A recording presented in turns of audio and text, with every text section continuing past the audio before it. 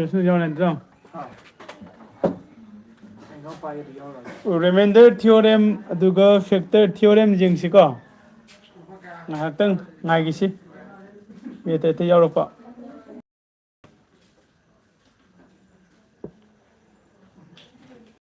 Remainder theorem.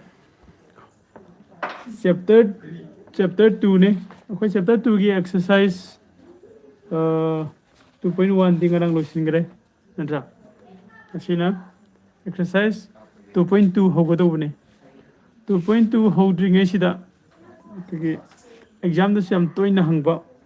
Remainder theorem haiba ma aduga factor theorem haiba ma. Theorem ani leko. Theorem ani se khangaba matung de exercise 2 gi sida loina mak kana singse question singse. Say suppose find out actual division the remainder find si oiba the remainder theorem sizinraga factor theorem kana tawraga ko using factor theorem ga haira mi sida 2.2 da teka aduna khona hana khoi dakha hoise remainder theorem ne karino duga factor theorem sine karino se khangba mathau tai ba ko aditi factor theorem se karino duga remainder theorem se karino hana khangmine se yani delay re sound lakpa lakta ba amta update toro sound lakpa natro sendan to thanga sir batamo sound like good evening sir sound like okay good adu de sound su lai mayak se tum clear oi bre mo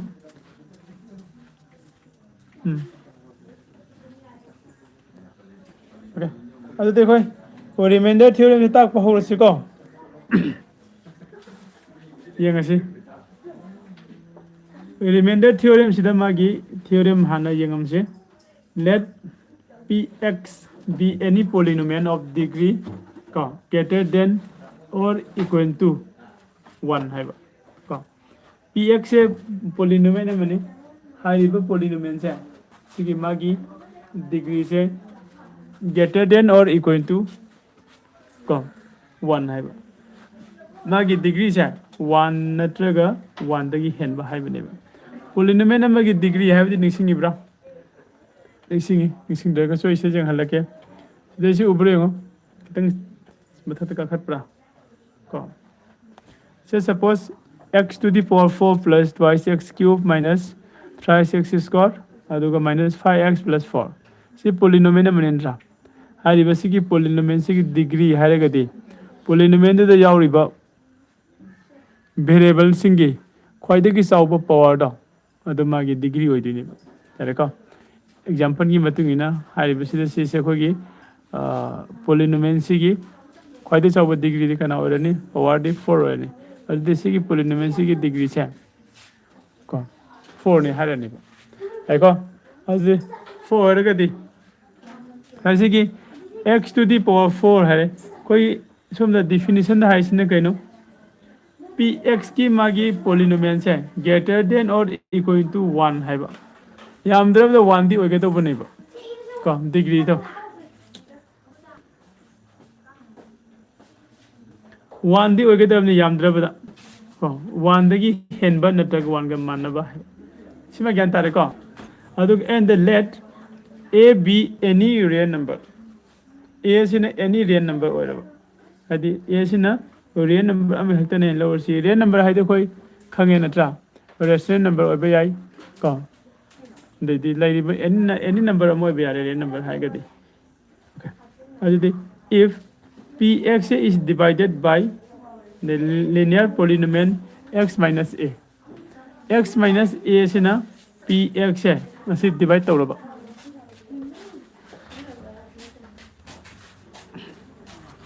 px ida x minus a hariba polynomial sina divide tawba matam dana pa se sina remainder oigani hai man theory da hai yan tai ko muktang halake px se polynomial amani karamba makhangi polynomial ma se magi degree se ls yam draw da my degree se 1 oiba adu makhangi polynomial hariba polynomial se sida x minus a sina divide तौरगदी हाइबा divide तौब मतमदा PA x minus a दा यावर a से PA से मागी remainder ओइगनी है यारनी को अदु my proof तौबसु यंगसी suppose when px is dividend को divided by x minus a को px is divided by x minus a x minus a Cina px से divide तौब मतमदा equation my quotient से is qx होएगा देखो suppose अमुका हलके को suppose px is divided by x minus a Cina px that divide तब मतमदा का quotient सिना qx होरे अदुगा remainder सिना r होय हाइना suppose तो solution लसिबा को then अदु एक तारगे dividend से equal to को divisor into quotient plus remainder हाइबन नत्रा कोई divisor the x minus a नि को quotient दी हो जो खने कई लोग रे qx ने लोग रे plus r remainder न r ने लोग रे को अदो दी since this relation is true for all value of x की value खुदिंग मक्ता सिगे relation से कोई चुम्मगा लेबनी ना को putting x equal to a x की मुहत a से putting तो सिंसे कई गिनो putting तो सिलाई से सही सीधा है since सिगे relation से कोई universal truth ने है को dividend equal to divisor into quotient plus remainder है नट्रा और ये देखो ना x की value से a है ना putting तो सिलाई जिंगा से वो do we have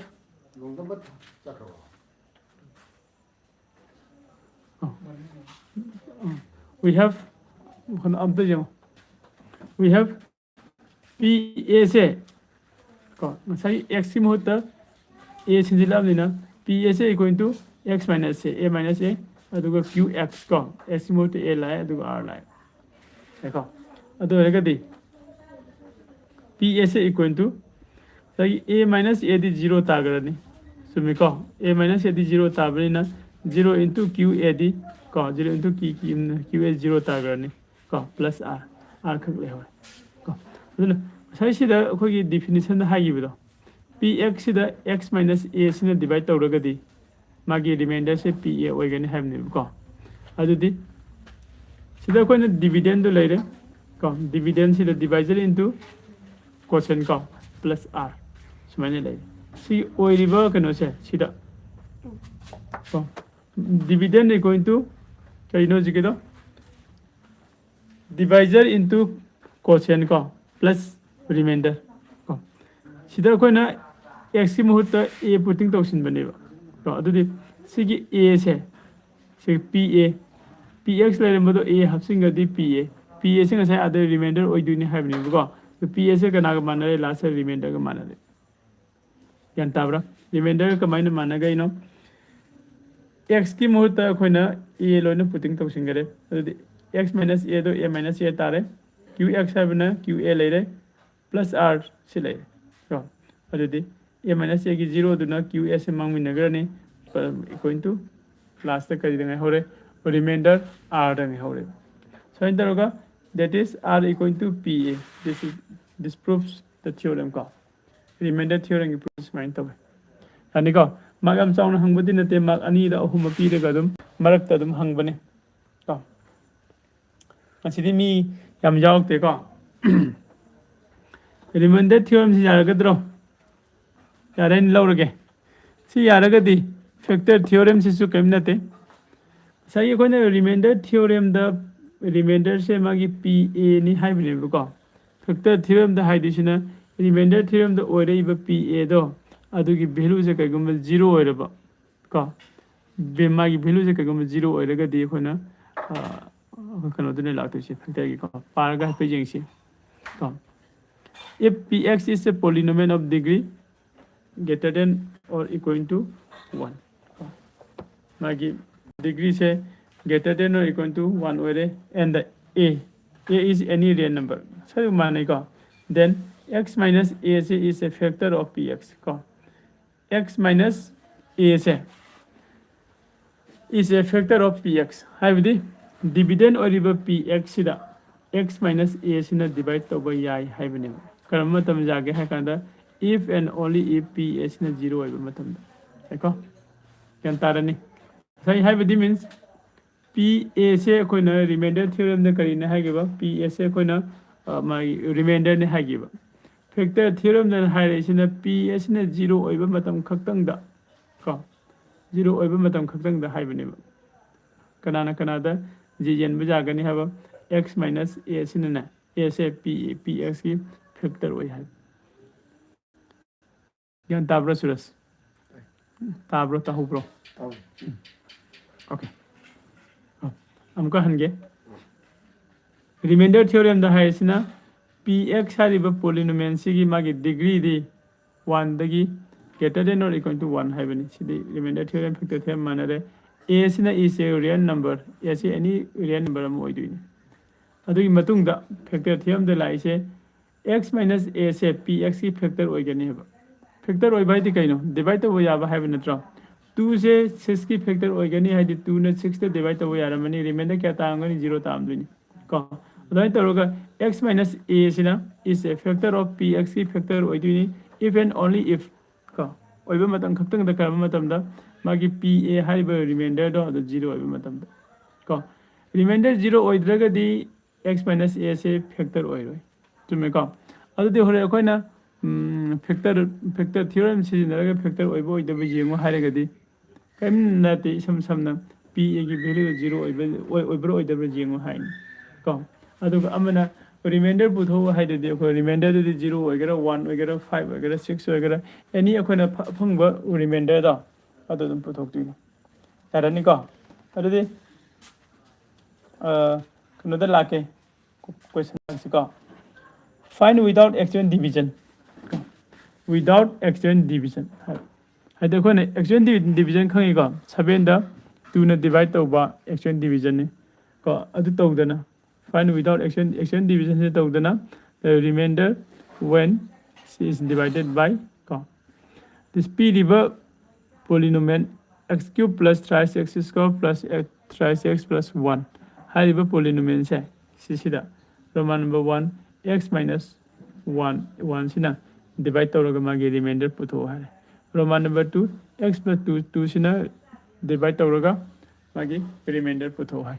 तौबदबो हदि exponent division तौदबि पुथो है नि को विदाउट एक्सपोनेंट डिवीजन दा मागे कनो से पुथो है को अदि एग्जांपल नंबर जेंगम से उब्रेमो एग्जांपल से कमाने होर के येंगो find the remainder when c is divided by without exponent division को let px and loxile the 0 of lowre hence remainder theorem the remainder px is divided by c again to last sign tar होले जेंगसे को तमने लुब नते को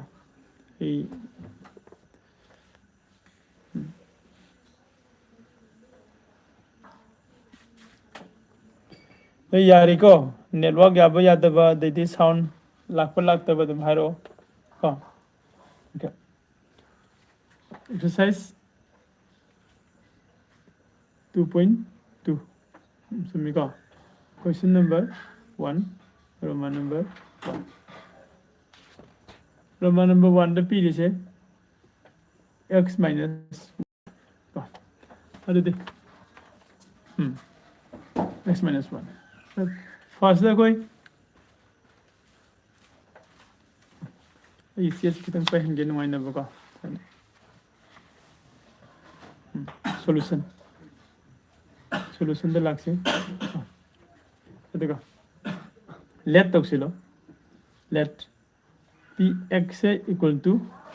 होगी question number कनो द पिरामिड बखनो से x क्यूब क्या नो x cube plus x cube plus thrice x square plus 3x plus 1 सिले सिना px ने लौरे अदुग अमना कोइना क्लास 9 दा तंबा 0 ऑफ फाइन पुथोपदो अदु निसिंग सिका सिदा लाय अमा the 0 of x minus 1 x minus 1 से को करी तान is 1 हुई है the zero of x minus 1 से is को 1 हुई है बनी है बनी that is यंग से x minus 1 से सिने zero of means zero का माना के है रगदी को सी zero का माना के है रगदी x की वैल्यू क्या होई दिनो x से इक्वल टू -1 से इक्वल टू 1 मुला लगदी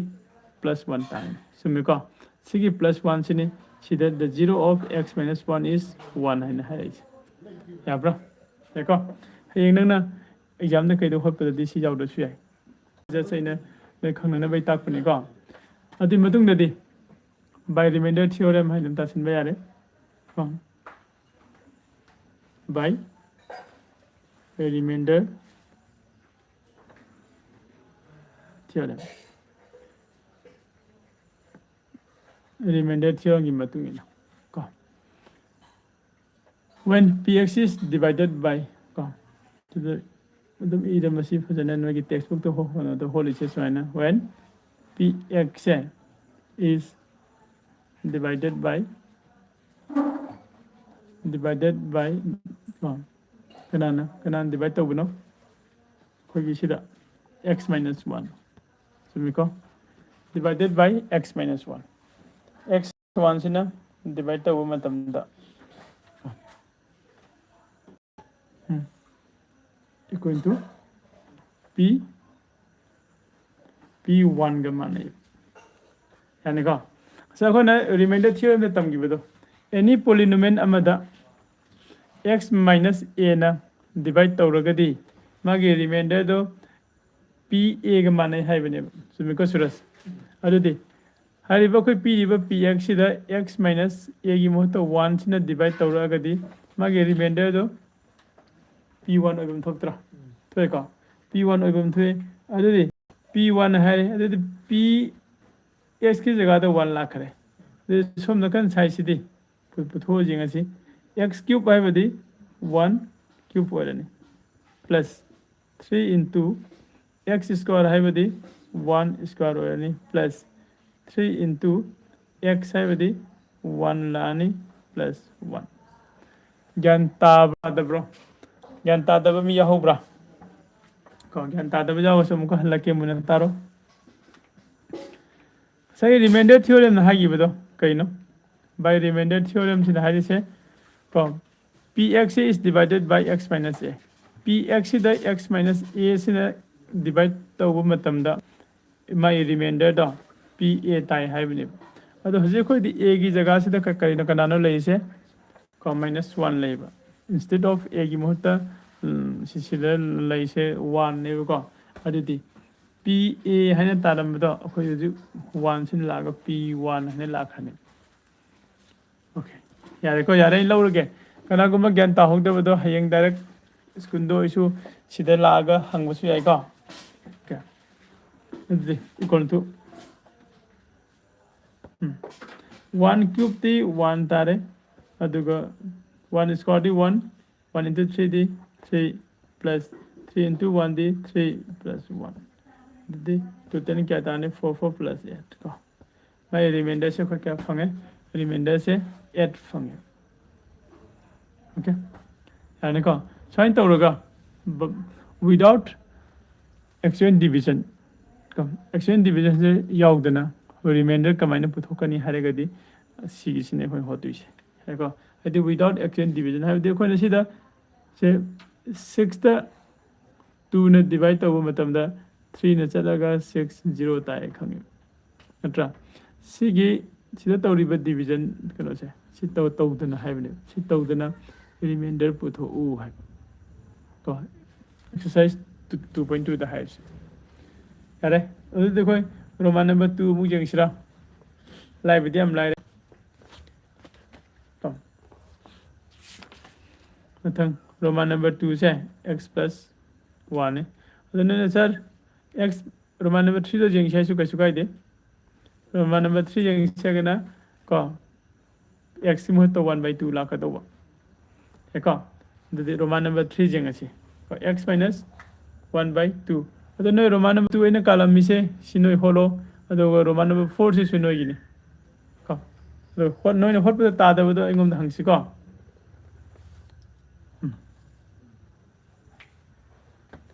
Roman number 2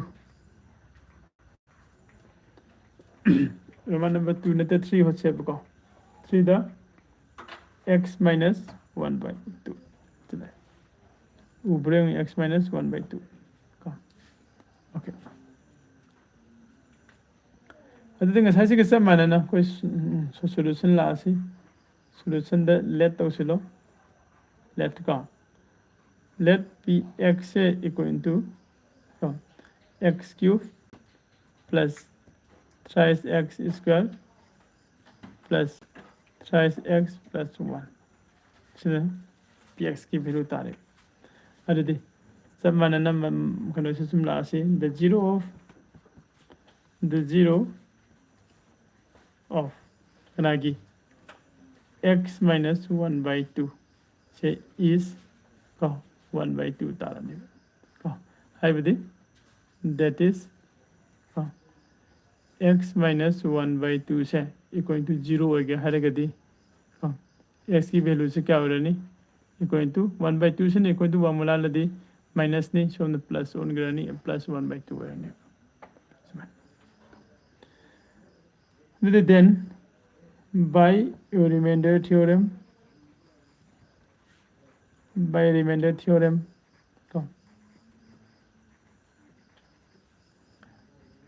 when px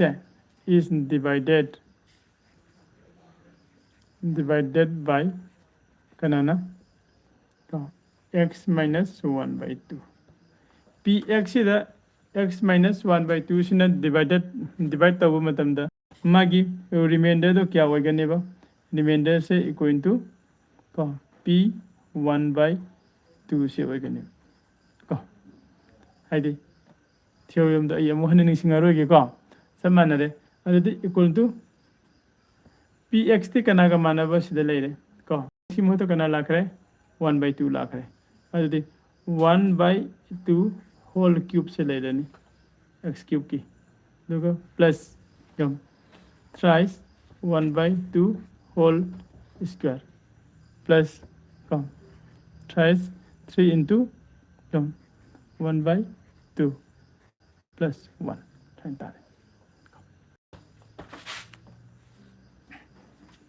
यारिको अदुदी यंगसी सिगी bracket से हंगो मतमदा 1 cube ती 1 तारनी 2 cube ती 8 तारे प्लस ब्रैकेट से हंगो सी 3 into 1 cube 1 square ती 1 तादुनी अदु मथक तो कोई 3 दु मिले मुझे 1 square ती 1 तादुनी 1 दु के into 3 का into तोरोगा दी 3 तारानी divided by 2 की square दी 4 प्लस से मल्टीप्लाई तो दी 3 by 2 plus 1 चुम्बरे हो चुम्बिका अदु इक्वल टू मखासे एलसीएम पुल्ले लोक्सिला दी 8 तारानी चुम्बरा 8 के 1 लाइरे plus 2 the 2 3 is 6 plus 4 3 is 12 plus 8 1 is 8 अदु दी पुन्ना पुन्सिलो जेंगा सी क्या तारा बनाए क्या तारे 27 by 8 सिना मागी रिमाइंडर तारा में का फोन चुम्ब्रा चुमे 27 by 8 सिना मागी रिमाइंडर फंग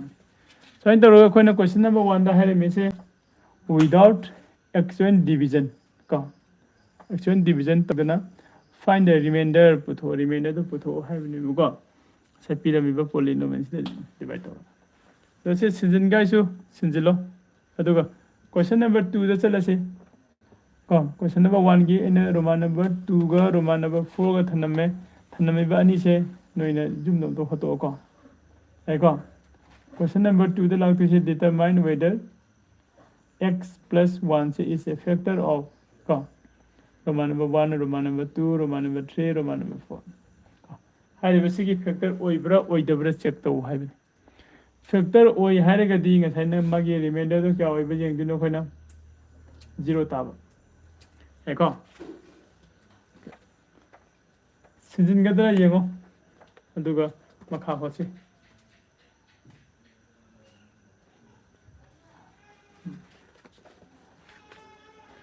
ꯑꯗꯨꯗꯤ ꯃꯈꯥ ꯍꯣꯠꯂꯒꯦ ꯁ꯭ꯀ꯭ꯔꯤꯟꯁꯣꯠ ꯂꯧꯁꯤꯜꯂꯁꯨ ꯌꯥꯏꯀꯣ ꯑꯇꯣꯞꯄ ꯑꯃꯅ ꯚꯤꯗꯤꯑꯣ ꯔꯦꯀꯣꯔꯗꯤꯡꯁꯨ ꯑꯗꯨꯝ ꯂꯩꯒꯅꯤ ꯅꯣꯏ ꯀ꯭ꯂꯥꯁꯀꯤ ꯀ꯭ꯂꯥꯁ 9ꯒꯤ ꯅꯠꯇ꯭ꯔꯒ ꯀ꯭ꯂꯥꯁ 10ꯒꯤ ꯐ꯭ꯔꯦꯟꯁꯤꯡꯗꯣ ꯑꯗꯨꯁꯨ ꯀ꯭ꯂꯥꯁꯁꯦ ꯌꯥꯎꯅꯅꯕ ꯍꯥꯏꯅ ꯑꯗꯨꯝ ꯍꯥꯏꯌꯨꯀꯣ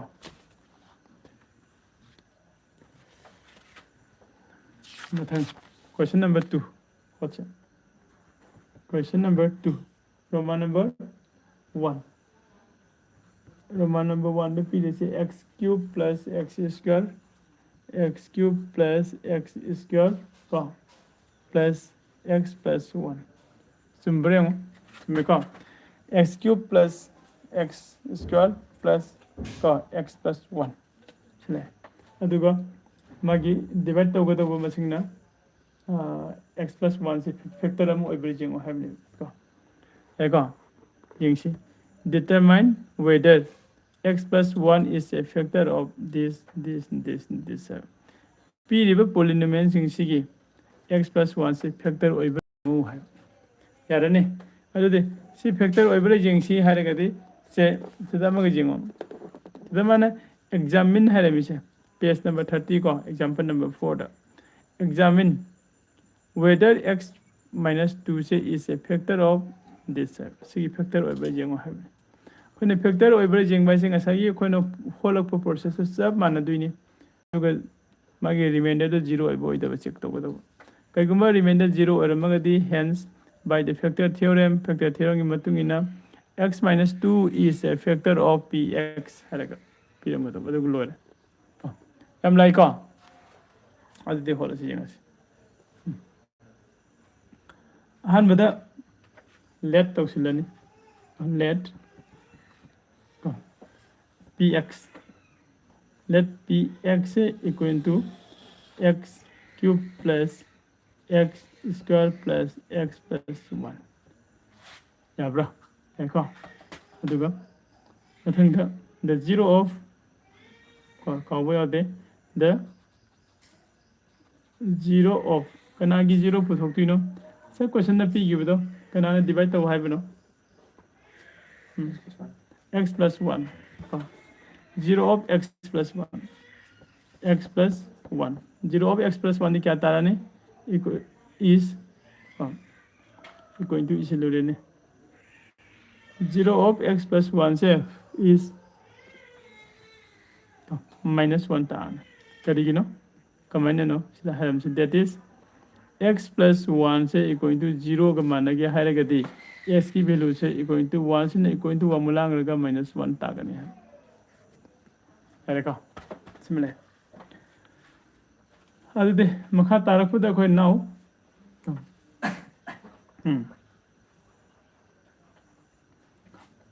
p सगी रिमाइंडर दो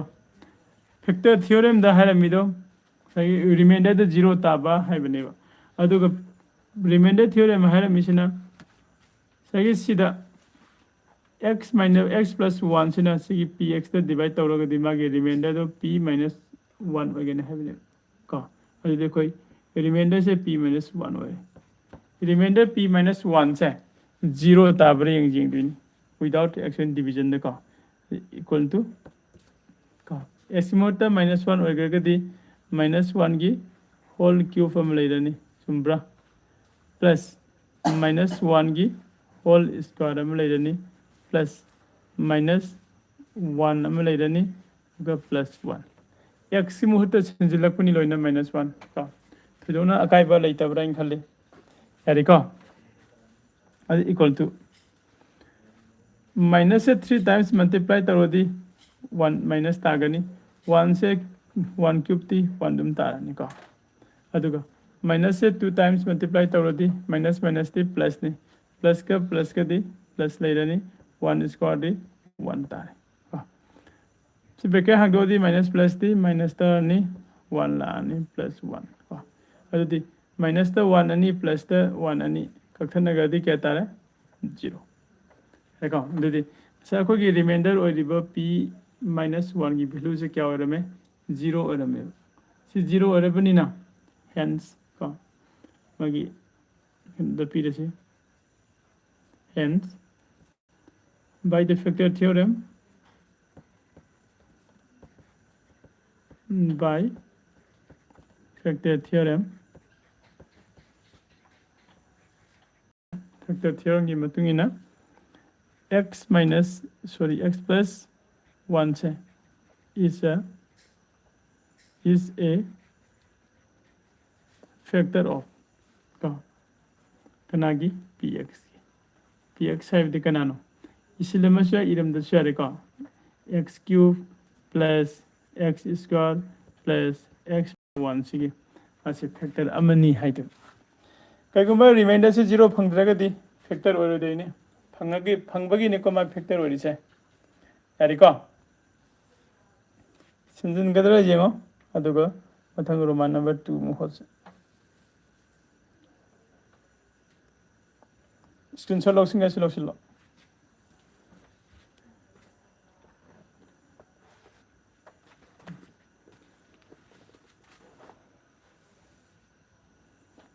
येंगो मथंग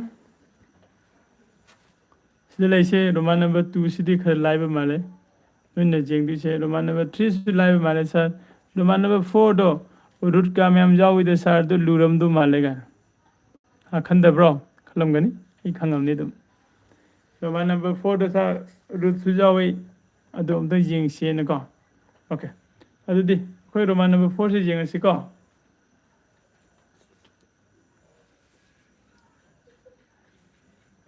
Roman number ini nang buding ngang itu. Oh, gitu. Oke. Oke. Yang sih. Roman number 4 yang kamu sahaja juga. X cube ko. X cube plus 3x square plus 2 plus root 2 whole x ko plus root 2 जुमे को कम सासे जुमे सिंगी बड़ी let तो सिलसी हम बता solution दे दो let का let px equal to x cube plus 3x square का plus का 2 plus root 2 x plus root 2 सिना मागी polynomial दो वाले का dividend हो इधर अदे the zero of some under x plus 1 x plus 1 से is minus 1 इन मखादी हारे मरोगे का अदे now p minus 1 p सिना minus 1 ओइबा मतमदा मसागी px की वैल्यू माय डिविडेंड की खनो जाया ओरगे जेंगसियो का अदे x क्यूब भाई बदी -1 की whole cube plus 3 into x square है बदी -1 की होल स्क्वायर है का ओके तो देखो plus 2 plus root 2 whole into -1 का प्लस root 2 है का सोई यागी ब्रो यागी तब माले हां अदुदी सिंपलीफाई तो गोसे -1 की क्यूब ती -1 तारानी का अदैदी -1 स्क्वायर दी 1 तारानी 1 का 3 का मल्टीप्लाई तोदी +3 सिम ताजरानी का सी ब्रैकेट हांगदो दुगा मल्टीप्लाई तक थोक्सी का -2 सिना 2 द सॉरी माइनस सिना 2 द मल्टीप्लाई तोदी का -2 ताब्रा सुमिका अदैदी -1 सिना प्लस कनो सिदा √2 द मल्टीप्लाई तोदी -√2 तारनी का प्लस मसागी √2 मुले एका -√2 का +√2 का मांगमी नगन याब्रा अदैदी माइनस ता सिदा कना हना ले होरे का -2 का -1 का पुंसिल लगदे -3 तारे +3 में मसागी ले जरे अदैदी रिमाइंडर तो क्या तारनी 0 का I think it's P1 do muso 0 tare ado itadi kari hani hence hence by factor theorem, by the factor theorem, by the factor theorem को x plus 1 से is a factor of कनागी px की को sign सिगतंग इधम मगे is the factor of px ये को अदे से सिंजन गिराव का सिंजिलो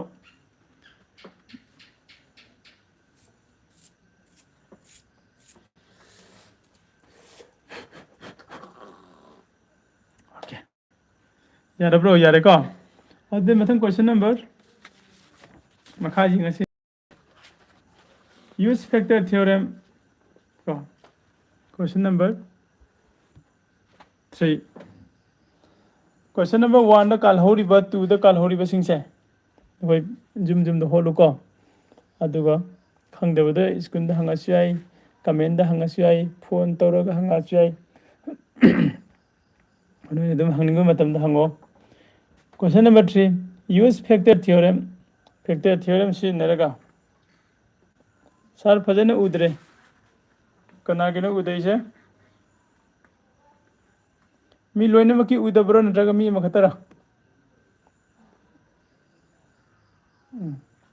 एना हंगिसे मी मखकी उदबो रगदी इंटरनेट तो यादबो गदोबा अइसु उदरे ऐसाइसु उदरबा करिगिनो अदैदि अतैदि अदुदि ऐसु नोय लोय उदरबा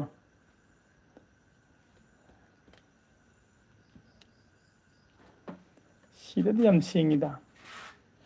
इंटरनेट जाके तरफ चलो ओके क्वेश्चन दो लाइक जाओ लाइक येंगो दुदि अदो होरेन आंसर होल कांदो अदुदा उबु उदा येंगस याइको अदि सिगी रिकॉर्डिंग से असिसु यूट्यूब द लाइव की कनो रिकॉर्डिंग दम लाइगनी ओके सर गिसे फोकस तो बखर वाले ओके अदु दबन आई अंका येंगसि दुदि को दबन फोकस तौरगा अदि उरब्रेंगो फुल फोकस पीरे जेनेरास उबर उदर बंदा हारो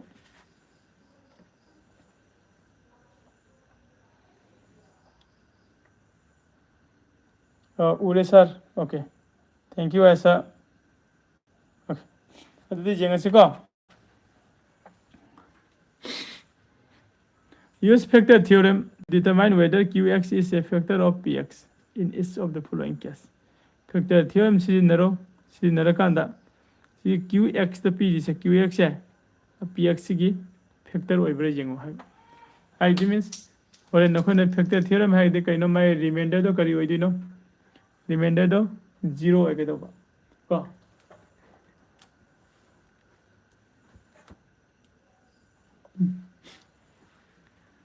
होय प मानगनी होना जस्ट कनो तो पुथोक्तिनी मागी ओ रिमाइंडर दो पुथोग जेंगनी रिमाइंडर दो पुथोकान 0 तारमगदी करी ओरनी फैक्टर ओरनी तारमद्रगना तो है ओ देखो होलसी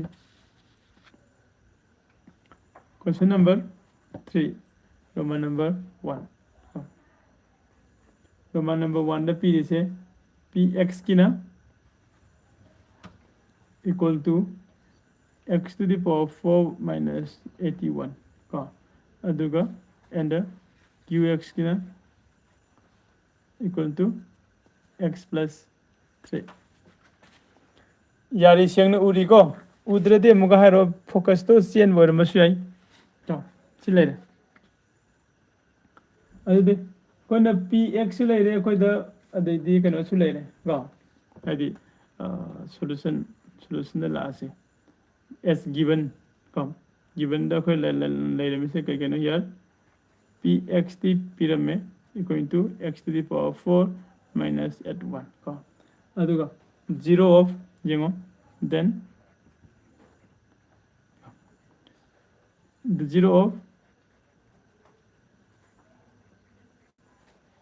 0 of x plus 3 से is क्या तारा ने -3 चुम्बे यंगो 0 of x plus 3 से minus 3 जाता है इसमें minus 3 है बदी से that is इसमें सबसे लंबे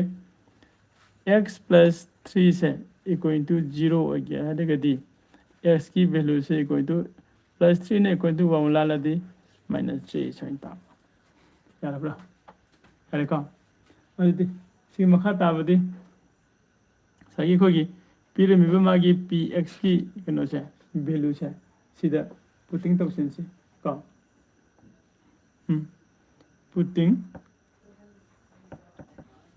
putting x equal to minus 3 in Canada px da ka px da x minus 3 da putting tausan se do kya phangam yengo ka aduga we get ka p x ki mohta kya irani minus 3 equal to sidhi x to the power 4 hai bane minus 3 ki whole to the power 4 minus 81 amuk sengdre ai focus se amuk musa lega ai amuk se amuk yengom ka senga bremo kaka hairo ko no sengdam matam da to alde equal to minus 3 से 4 times multiply tarodi plus tagan hai bidi yengsi ko minus into minus into minus into minus hai bidi ani se minus minus plus ani se minus minus plus ka plus plus the plus right the 3 to the power 4 the 3 into 3 into 3 into 3 3 is 9 9 3 is 27 27 3 is 81 ka this is the 81 tare minus 81 the 0 p minus 3 से equal to 0 means मासे असगी p plus x plus क्या 3 दा आदि qx दा अदु मागी factor ओरने है बको pyramid से determine whether qx is a factor of px in each of the case का so the hence simulai बसम हिंजिले नत्रा hence by factor theorem factor theorem की मतुंगी ना का सही qx तो qx is a factor of कनागी px की x is a factor of qx यारी bro नत्रगा ज्ञान तादब याउन bro ज्ञान तादब यावसु हारो पुंगे तागे ओके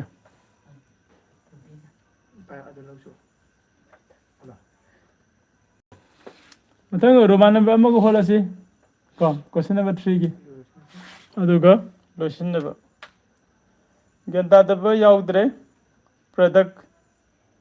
प्रोडक्ट ऐसे करी है ना जेनरस ने है तो ज्ञान तादे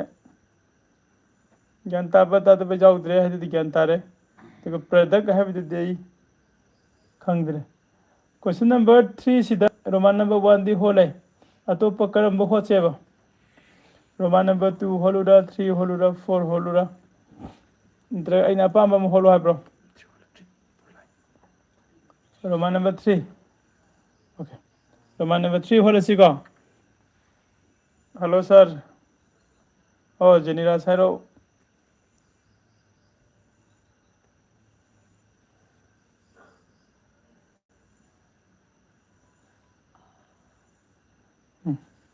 ओके क्वेश्चन नंबर 4 की 3 की रोमान नंबर क्या है बस दो 4 हो से बा क्या है ना है 3 है 4 है 3 रोमान नंबर 3 रोमान नंबर 3 जेमो रोमान नंबर 3 से लाइस ना अंक मसादो सिलरोगे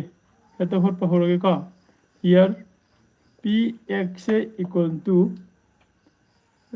x cube minus thrice x square x cube minus thrice x square minus thrice x plus 1 ko aduga qx na and qx na equal to kya piram x minus 1 yari ko qx ne then ado regadi okay do see the zero of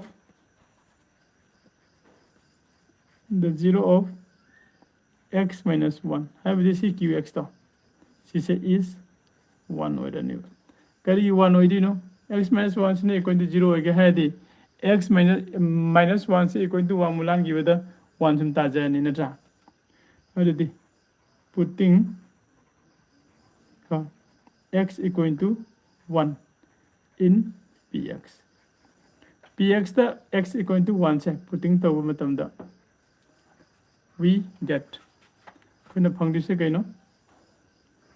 p1 se equal to ko 1 cube minus 3 into 1 square minus ko 3 into 1 plus 1 ko haibadi 1 cube ti 1 lejra ni minus 1 square ti 1 into 3 di 3 minus ko 1 into 3 di 3 aduga plus 1 adudi equal to kya tare plus ta kya le re plus ta 2 aduga minus ta 336 le re adudi minus 4 ta ba tai ko minus 4 ta agadi ma se kari ore 0 ta dare remainder 0 oidragadi adu factor ore chumi ko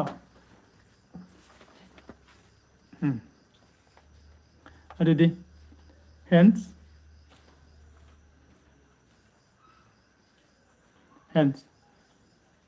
by the factor